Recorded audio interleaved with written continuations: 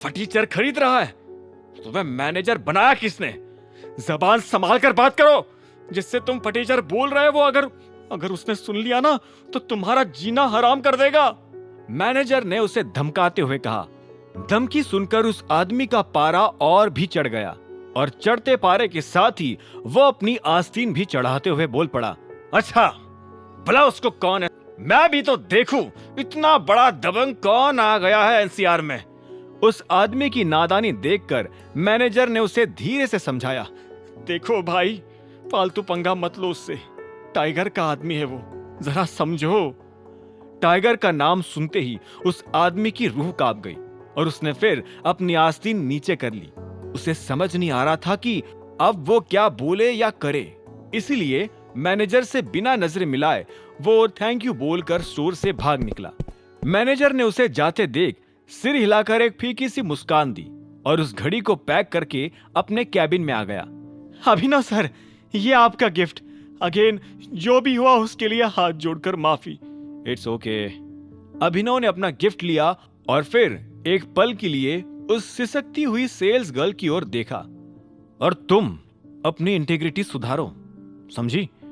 अभिनव को sales girl पर गुस्सा करते देख मैनेजर भी उसके ऊपर चढ़ गया।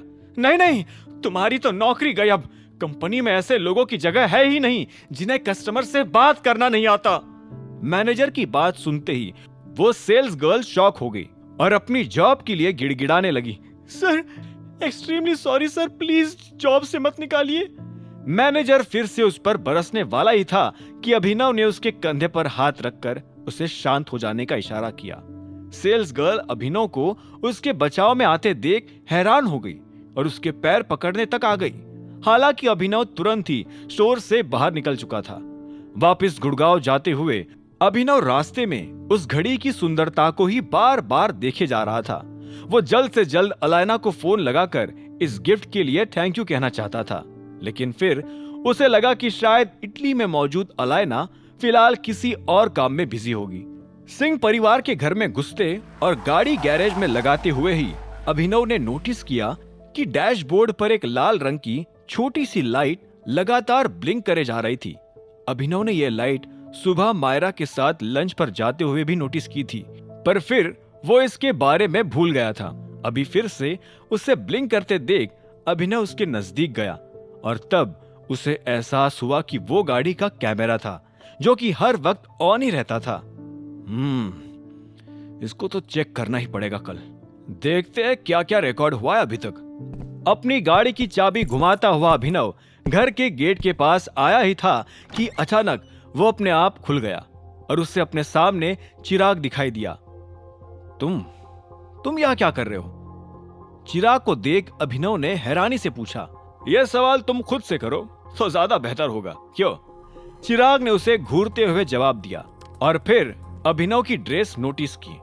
क्या बात है, आज वापस अपने फटीचर आउटफिट में आ गए। घुटन हो रही होगी ना तुम्हें महंगे कपड़ों में। अभिनव ने अपने दांत पीस लिए। अबे तुझसे जितना पूछा है उसका जवाब देना। अनन्या अब शादीशुदा हो गई है तो क्यों आ रहा है उससे मिलने बार बार? अभिनव की ऊंची आवाज सुनकर चिराग को हंसी आ गई। ओके शांत हो जा लाडले। जितनी जल्दी शादी हुई है ना उससे भी जल्दी डाइवोर्स हो जाएगा। आखिर कब तक अनन्या तेरे जैसे भिखारी के साथ रहेगी? अभिनव ये सुनकर गुस्सा हो गया और उसने चिराग को उसके शर्ट से पकड़ लिया। तुझसे पूछा किसी ने क्या होगा और क्या नहीं?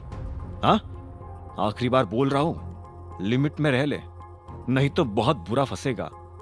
अभिनव की धमकी सुनकर चिराग भी उसे घूरते हुए बोल पड़ा। बात है ना औकात में रहकर करनी चाहिए।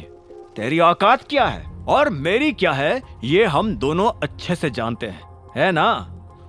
तू दोनों की ही औकात नहीं जानता है। अगर मैं अपनी पर उतर आया ना तब तू तेरी असली औकात जान जाएगा। लास्ट वार्निंग, अनन्या से दूर। Got it? अभिनव की आंखों में आग साफ झलक रही थी। हालांकि चिराग उसके ज्यादा मुंह लगने के मूड में नहीं था, इसीलिए वो अपनी शर्ट छुड़ाकर वहां से जाने लगा। जाते जाते उसने ये भी कहा कि कुछ भी कर ले, लेकिन अनन्या सिर्फ मेरी होगी। अगर तू बीच में आया तो तुझे भी देख लूंगा। आगे की कहानी जानने के लिए देखें अगला एपिसोड सिर्फ पॉकेट एफएम के यूट्यूब चैनल पर, और द रिटर्न ऑफ टाइगर के सारे एपिसोड्स को सुनने के लिए डिस्क्रिप्शन में दी लिंक से डाउनलोड करें पॉकेट एफएम ऐप।